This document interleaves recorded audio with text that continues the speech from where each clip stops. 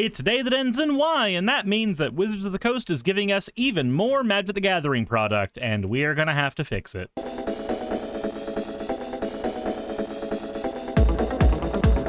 Well, it is the 26th as of the time I'm recording this video, which means yesterday, the final of all of the Magic the Gathering Tarkir precons were released to us. Not physically, mind you, that would be a miracle, but no, they've been released to the general public in visual spoiler mode, sent to various content creators, and I can't be happier for those who were selected, especially the Professor. Like, honestly, that guy, he is the most popular Magic the Gathering content creator for a reason, but he really does also need more love. That all said, that is just the tip of the iceberg here, because yes, these decks came out and they are new, but that means that we over on this channel get the ability to tinker with them. And the first one that I'm personally going to want to tinker with is going to be Eshki Temur's Roar. Now, she is obviously a Temur commander. She is the face commander of the deck, and whenever you cast a creature spell, you get to put a 1/1 counter on her. If the spell's power is 4 or greater, draw a card. If the spell's power is 6 or greater, then she deals damage equal to her power to every single opponent. Now, this card on the surface is one that I am stupidly excited to make a commander deck out of, but there is a problem. When you look at all of the creatures that are actually in this deck, there is a very scant few of them that are actually big enough to trigger her effect. 4 of them have been shown here, but after you get past those, it's a whole lot of creatures that just cannot function with her effect in total. There's 7 creatures in this deck that can actually trigger her effect, and those 7 creatures also cost a ton of mana. Now, granted, any creature that we play triggers her first effect, but every creature that we play subsequently, we really want that draw power, and we really want that damage. But we run into a couple of issues of incongruency here. So, Eshki is super cool for a Creatures Matter deck. Dragons is not really a Creatures Matter deck in the strictest of senses. It is a beat-down, evasive deck that uses creatures, yes, but that's like calling a Voltron deck an artifact deck merely because you're equipping your commander with a lot of swords. It's a deck with a lot of artifacts, but Eshki is not benefiting fully from each of these creatures. Also, dragons on their own have the power to flip a game in your favor merely by having 2 or 3 of them on the board. And all Eshki is going to be doing by being, big and plump out there, not that she isn't pleasantly thick already, but by being a plump target on the board, all she's really doing is giving you a lightning rod away from some of your more powerful dragons and keeping your hand filled if the dragons you're playing are bigger than 4. And not, like Deceptive Frostgite, who's a really cool addition, but doesn't actually give you what you need in terms of what the deck is doing. So this makes us look to a different commander to see how we want to build the deck, and honestly, Rennie of the Unwritten is right there, and he's doing all kinds of work, far more than what Eshki is doing. While we do lose access to the early gameplay of Eshki, if you're used to playing dragons, your early game plays are almost always going to be shitting out a lot of ramp in order to play the game. So let's go ahead and select Rennie of the Unwritten, and let's see how this deck is out of the box. So right out of the box, this deck has a 17-card ramp or cheating creatures in package, and I do like to see it, though I have a couple of concerns. Obviously, we've got the staple Soul Ring, but then we've got the Talisman of Creativity and Talisman of Impulse, and an Arcane Signet. I'm not saying these are bad cards, these are fantastic cards, but in my opinion, when you play dragons, you are putting a target on your back because dragons are it's a tempo deck. It's a deck that always has the ability to swing the game in its favor just by putting out a handful of powerful creatures. So these being in here is weird to me because I would rather have Nature's Lore, I'd rather have Farseek, I'd rather have land, like the deck has Farseek, but I need Nature's Lore, 3 visits. I want stuff that is going to be able to stick on the board longer. And if I am having to use a mana rock, then I want that mana rock to be something like this Dragon's Horde here. I like Dragon's Horde a lot because it gives you draw power when you are running out of stuff. Again, this is a card that leans into the archenemy nature of a dragon deck. It is a deck that has the ability to swing the favor in its side. So Dragon's Horde does a lot of work here. It's a mana rock early, and then after you've played a couple of dragons, it's draw power when you are out of gas. It lets you get back on your feet. It's a fantastic card. I just think that more of the deck should look like this and less like this. There's also a ton of creatures like Sarkhan Soul of Flame, Nogi Draco Zealot, and Dragon Lord Servant, who all drop the cost of dragons, and that's all fine and dandy, but the commander's not even a dragon. Usually, what we like to see is a deck package that is built around ramping out the commander early, and then now that the commander is out, the game plan is on. But these seem to all be built on the other commander, Ureni the Unwritten. And that's not bad because we're swapping over to Ureni, but I would still like to see some other stuff here. Also, like, I like Dragon Lord Servant because it comes down super early. I like Sarkhan because he can clone him, another dragon. I'm not a big fan of Nogi Draco Zealot. I really am not. It's a mana rock, effectively, that is going to give us a ramp on our dragons, but its big payoff afterwards is turning into a 5/5 flying dragon, which is fine, but now I'm risking my ramp package in order to crash it into my opponent. It just feels like it's a card that, while it is fantastic, it is risky. Again, when I play a dragon deck, I play it as if the table is going to be against me. So I'd like to make sure that my cards are a little more resilient. Also, I'm not a fan of Gadrak in this deck. He does give us treasures at the beginning of our end step for creatures that died, and this is okay in a controlling dragon strategy, a strategy where all of your dragons are breathing fire on shit constantly. You've got like Drakaseth Maw of Flames and such. On his own, though, he's just kind of here, and maybe he's here to justify the existence of these extra mana rocks, but the deck is only running 7 artifacts, not counting its treasure production. I just think that he's not really super great here. I am happy that we have Migration Path, Farseek, and the new Encroaching Dragonstorm.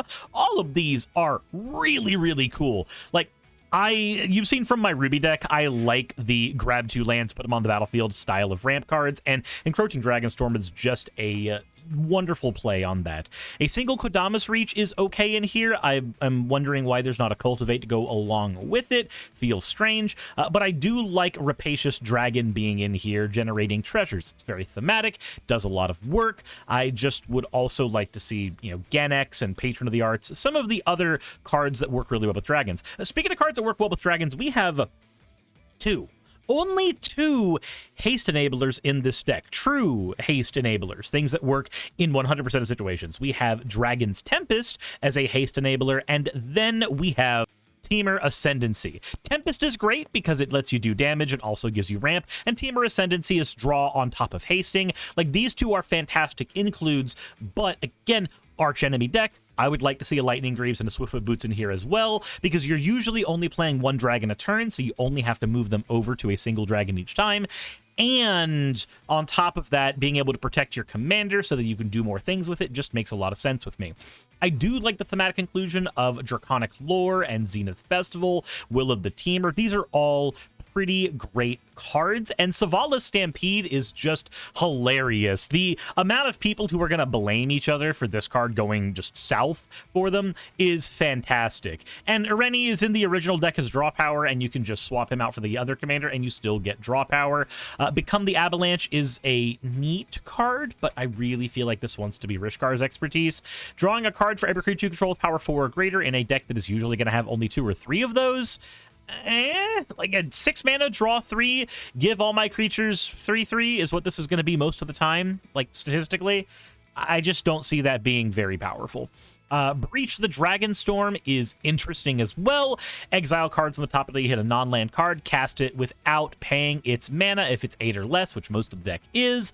And then when a dragon you control enters, pop this back to your hand. This is exactly the kind of thing that I like seeing in dragon decks. This thing is amazing. We have 2 board wipes in the deck in Storm's Wrath and Blasphemous Act, and we've got a bunch of big dumb dudes in the deck as well, as you would hope with dragons. Atarka gives us double strike. Itsushi can be a haster, and it's a Shivan dragon otherwise. Deceptive Frostkite is whatever your other best non-legendary dragon is. Hellkite Courser lets you shit out your commander, which doesn't work at all with the face commander, but works really well with Ireni.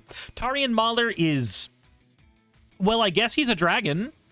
Like, I guess in the strictest of senses, he is, in fact, a 2/2 dragon that gets bigger over time. I can't be super upset because it does lower the mana curve of the deck, but the mana curve of the deck is not the biggest issue that I have here.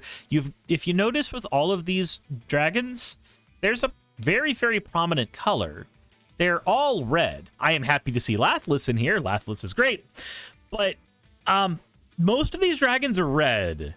Now, I know that some of the best dragons in Magic the Gathering are red, but this is a Temur deck that literally sold itself on ramping up and dragons. You would expect that green would be a bit more of a prominent color. And as we move into the interaction section, it really is no different. It is still very, very predominantly red. We have 1 mono-green interaction spell with Beast Within. Then we have Chaos Warp, Glorybringer, Opportunistic Dragon, Parapet Thrasher, Spitflame, and Skargan Hellkite. These are all decent cards, yes, but they are very, very predominantly red. We do have at least 1 more bit of green removal, though it takes some time to set up, and that is Frontier Siege. This card's great. It can sometimes be ramp, but most of the time, you're going to want it to be a fight spell. And at least we've got some blue in here. Keegan the Tidestar is a cute card. I don't think it belongs in this deck, but it's cute. Reality Shift is pretty okay in a deck that doesn't get access to Swords to Plowshare. Rapid Hybridization is one of the most efficient removal spells in Magic the Gathering. And Hammerhead Tyrant is a cool pseudo-counter spell that does a lot of work. Harbinger of the Hunt exists and has an effect that I will never spend any mana on, but I guess it has a really cool artwork. Outside of Lathless, we have 3 dedicated token producers. We've got Dragon Master Outcast, Nesting Dragon, and Reflection of Littjara. And let me just say, of these, I only like Reflections of Littjara. For our land section, we have 6 mountains, 5 forests, and 3 islands, because the deck does lean very heavily into red. We have a smattering of dual lands, and most of them come into play untapped, which is fantastic. We have Pain lands in here. We have Sheltered Thicket to grab when we do our forest look. We have check lands with Hinterland Harbor. We've even got an actual, like, honest-to-God filter and an Odyssey filter, though I'd like to see more of both of these in a deck like this, because this is a deck with a lot of double pipping. For fetching lands, it's only got Evolving Wilds and Bountiful Landscape. And while I completely understand not putting more in, as the lands would come into play untapped, I am super happy that we have Bountiful Landscape as one of these specific choices. I think for 3-color decks going forward, these lands should always be available in them. For the Omni lands in the deck, obviously Command Tower, Exotic Orchard, Path of Ancestry. These are all usual for a multicolor Kindred deck. Frontier Bouviac, because we are, of course, running a 3-color deck. And because we're running a dragon deck, we get access to Temple of the Dragon Queen and Haven of the Spirit Dragon, with 2 utility lands being Kessig Wolfrun and Mosswort Bridge. Both of them are great. Sometimes we need to make sure that we can get dragons in more ways than just the evasive flying. Wolfrun takes care of that, and Mosswort Bridge lets us freely cast cards, but I would like to see more of this. Overall, the deck is not bad. It is fairly solid, but it feels kind of slow and clunky in its current form. Let's see what we can cut out to make it a little more efficient. Starting off, let's lower the basic land count just a little bit, and you'll see why we're doing that in a minute. For cuts, we're going to get rid of Storm's Wrath. For 4 mana, I'd rather have Chain Reaction. I'm going to be honest. I like that this can hit Planeswalkers. I don't like that it has an upper ceiling. The ceiling is not a bad thing. It does mean most of our dragons can survive it. That's okay, but if I'm casting a board wipe, I'm probably wanting to just wipe your stuff out completely.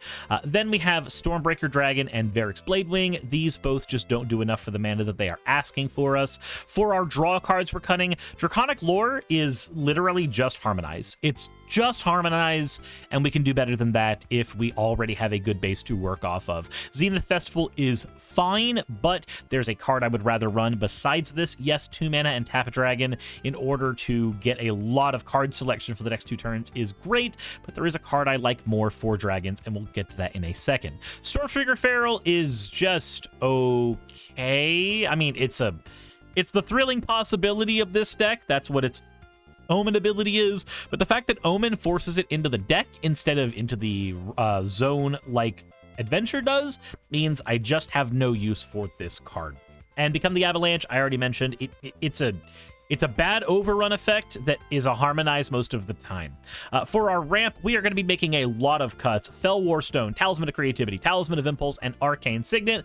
We do not need any of these in this deck. I already mentioned I don't like Gadrick, and as much as I do like Migration Path, let's go ahead and cut that out too to make room for some better speed that can happen just a little itty bit earlier.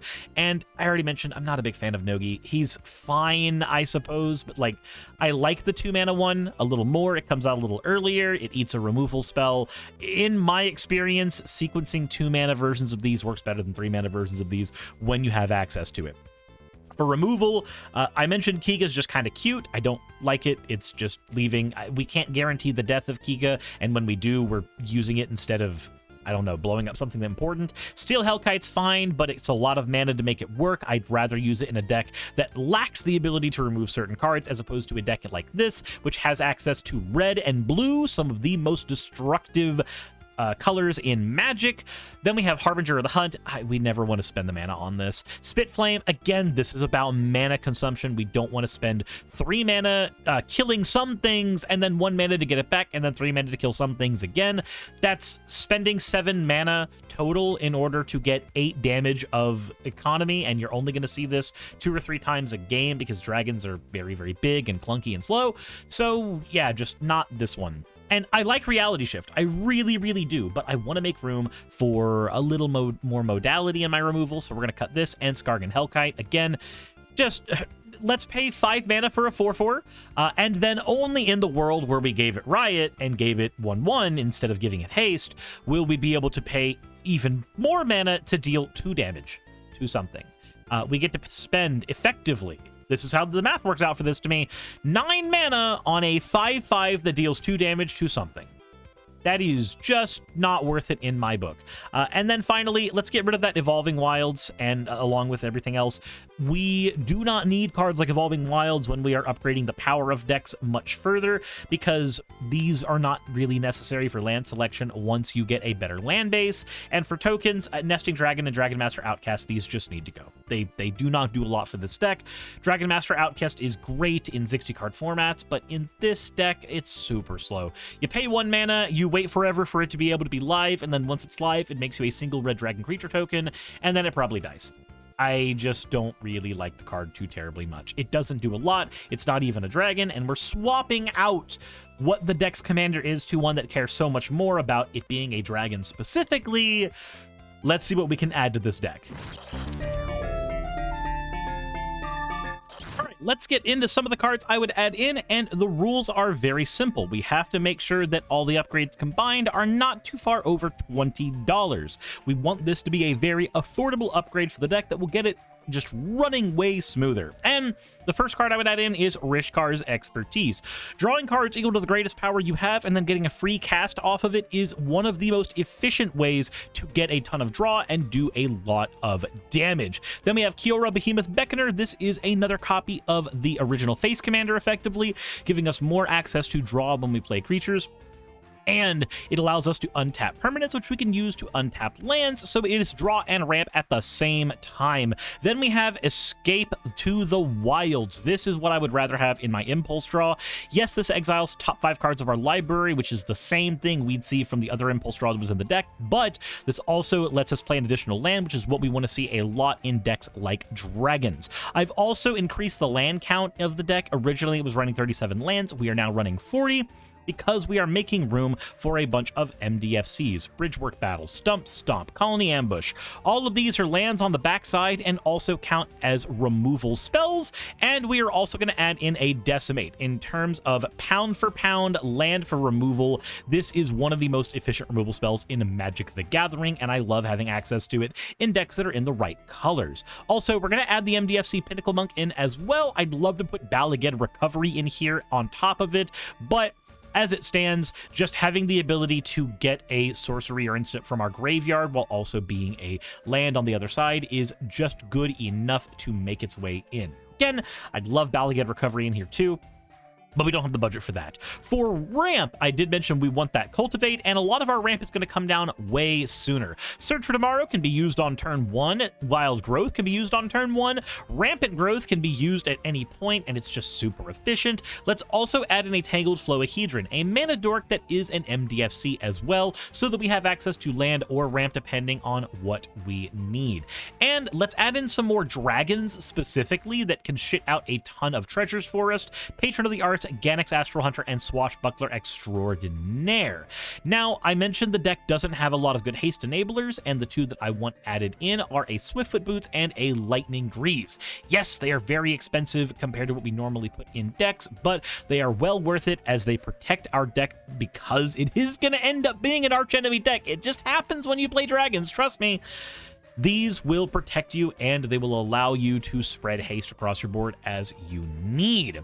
And for some basic dragons, let's throw in Lozan Dragon's Legacy. He increases the amount of removal we have access to based on dragons. And of course, with the new commander we have at the front, we'll be able to grab Lozan and drop him on the board. Thrakus the Butcher lets us double the power of our dragons. Incinerator of the Guilty is a board wipe attached to a dragon. Savage Ventmaw allows us to grab extra mana to play more dragons later in the game. Earthquake Dragon is just so goddamn huge. And the fact that we can freely cast him with our new commander means this guy is going to put in lots of work. Let's also add in Overflowing Basin, Ferris Lake, and Spine Rock Knoll to our land base. Ferris Lake and Overflowing Basin don't cost a lot of mana or a lot of money, and they just make our mana base much smoother, and Spine Rock Knoll gives us more access to free casts. And we're already running a Reflections of Litjara. Let's double up on that by also putting in Miriam Sentinel Worm. And Miriam did not cost $8 when I put it in the deck, but I guess it does now. So there you go. This upgrade at the time I made the video and at the time that I am putting Miriam in here, its price has gone up. I apologize, but this is just how it's going to have to be. And looking at TCG Player, yeah, that's basically what happened. I made this video just a little bit ago. It's wow. So from March 21st to March 23rd, this was a $5 card, and now it's an $8 card, and some places are selling it for like $15. I'm so happy I have my 3 Miriams. I put the other ones in a bulk box somewhere. I need to go find these things. What the hell? I guess if for some reason you can't find the Miriam, then just blame scalpers. It's their fault. They did this. It's all on them, not on me. I'm like the 50 billionth person to recommend Miriam for this deck. Anyway, let's talk about how to play it. All right, so the best thing you possibly can have is a couple of ramp spells in your opening hand, and this opening hand has Search for Tomorrow and 1, 2, 3, 4, 5 lands, with one of them being an MDFC. I'm willing to risk it for the biscuit. Let's start out drawing Sarkhan. Oh, okay, that's actually really, really good. Let's play the Bridgeworks Battle flipped over, and let's go ahead and tap it to play the Search for Tomorrow and past our opponents. We've lost 3 life from that, but that is fine.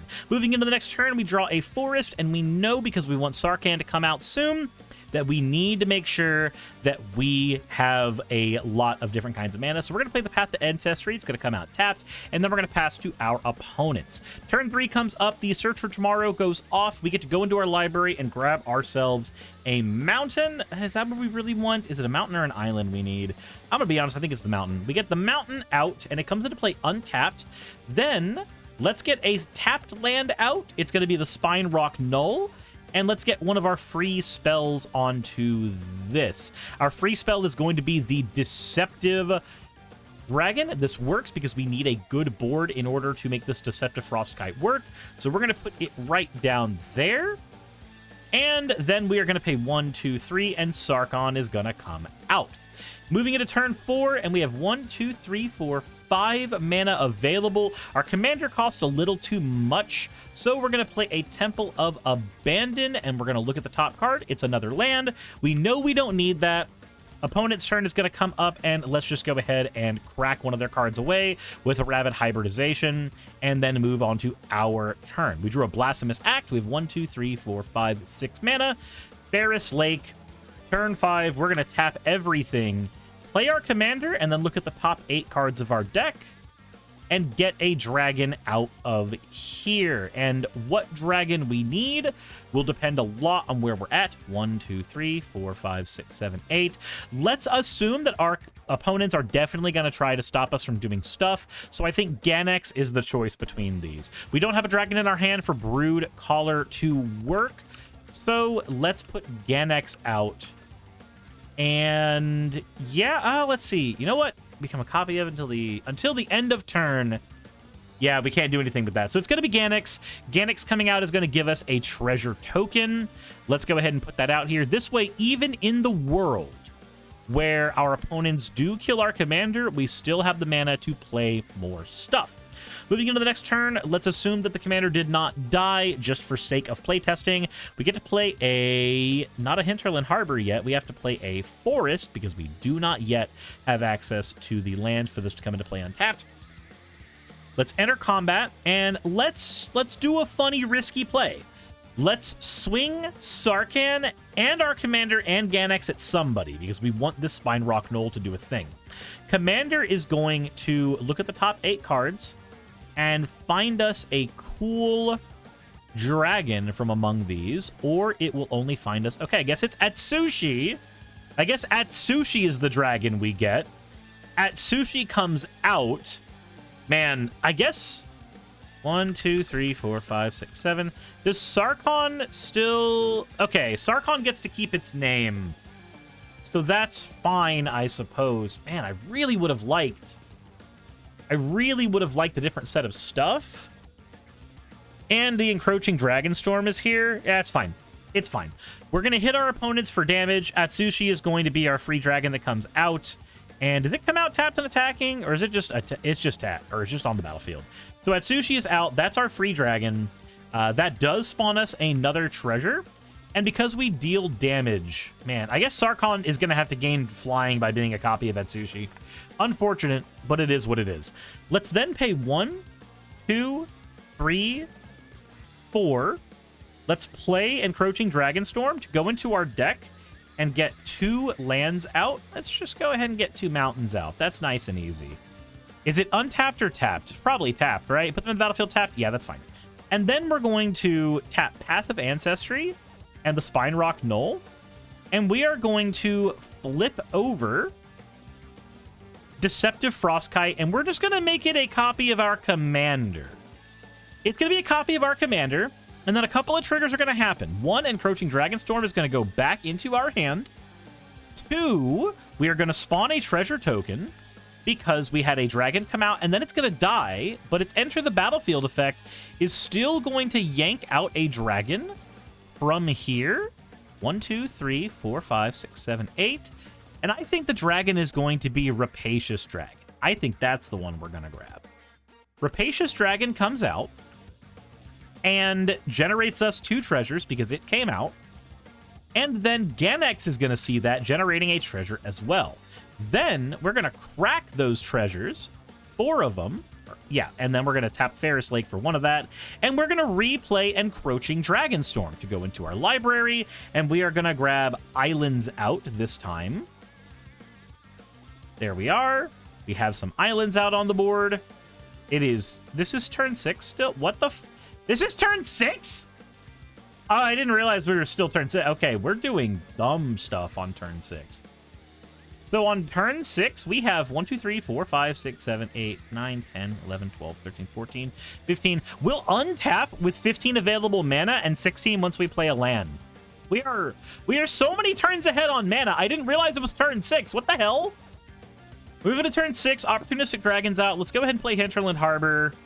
And then I guess we just enter combat? Like, would we swing with the encroaching? Would we swing with the opportunistic dragon? It doesn't have haste, but it only costs us 3. I guess we just play it, putting the Dragon Storm back in our hand, and then 1, 2, 3, 4. Let's just play the Dragon Storm, go into the library, grab 2 forests. I mean, it's just free real estate, right? And then Sarkon, we're not going to make Sarkon a copy of anything that generates us a treasure. Let's just swing with all of our dragons at somebody and see what our commander spits out. Let's see what our commander spits out. I already know what it's going to be. I already know what it's going to be.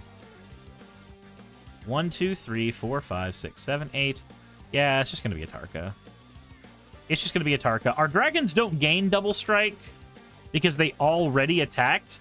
But a Tarka coming out puts this in our hand. It spawns another treasure because of Ganex. And then with a Tarka out, we just pay 1, 2, 3, 4. And then we play Encroaching Dragon Storm again to go into our last. This card's stupid. This card's stupid. Our deck is out of basic lands. Our deck is out of basic lands, by the way. We're not organizing on basic lands. Hold on, let me organize these things. All right, it's turn 8. We drew a Bountiful Landscape. Let's just play a Sulphur Falls. We can just get rid of this Bountiful Landscape. We have 22 mana. Let's cycle the landscape to draw a new card. Hey, look, it's Eshki Temur's Roar. What a cool and quirky card. What would happen if we just, you know, played her and then we swung with all of our things for the final turn, and all of our dragons get double strike because this game is stupid, and then our commander, that's another Tarka. What is our commander spitting out? Is it just a Tarka again? Is it just a Tarka? It's just a Tarka again. Yeah, Dragon Lord Atarka comes out. It will deal 5 damage to a thing. Our commander doesn't see that as a cat, or Eski doesn't see that as a cast. Bit of a non-congruence between our commander and our other thing. But yeah, Dragon Lord Atarka comes out. We get more treasure, more mana than we know what to do with, and just bleh. Everything's just punching our opponents. What is this deck? What is Ernie? Like, this is why we ramp so hard, by the way. Ernie is stupid. If they kill our commander, what do? We just play it again? Like, why does it matter? Why does it matter if we lose our commander? We'll just play it again. Atsushi dying gives us treasures as well. We'll just keep playing it again, over and over again, and just getting free dragons. Who cares?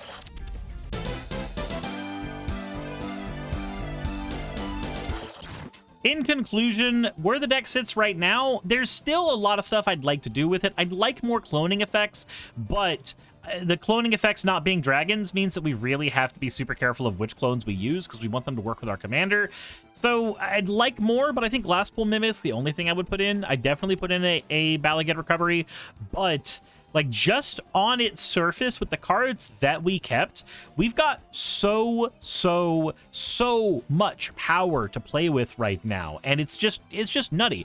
If you saw during the gameplay, that is the reason why dragons ultimately become a deck that needs to be handled. It's a deck that becomes an arch enemy deck very, very quickly, because if it is not taken care of, we get to do stupid stuff like that, where we've got like 30 mana somehow out of nowhere. We've shat out 30 mana and we have enough dragons to lethal people, and they're dealing like 60 damage a turn.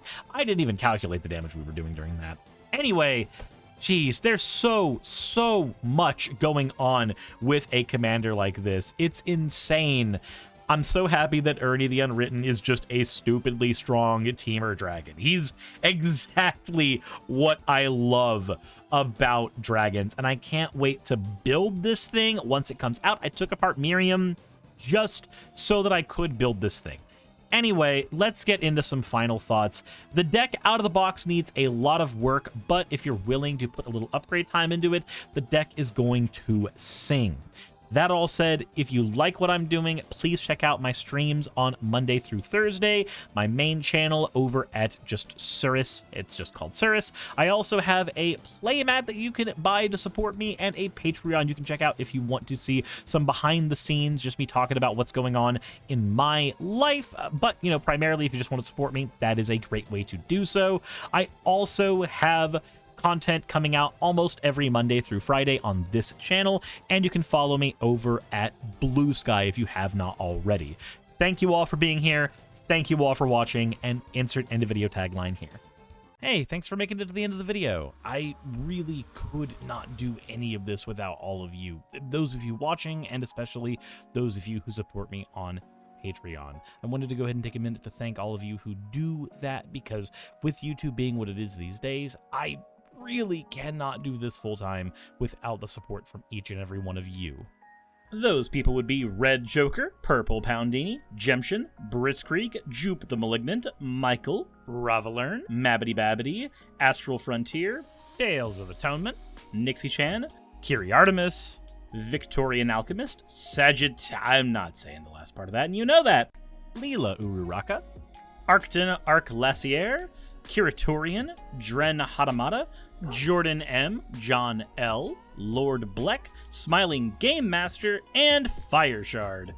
Thank you so very much. But since you're here, why not go ahead and try watching another one? There should be one that's on the screen right now.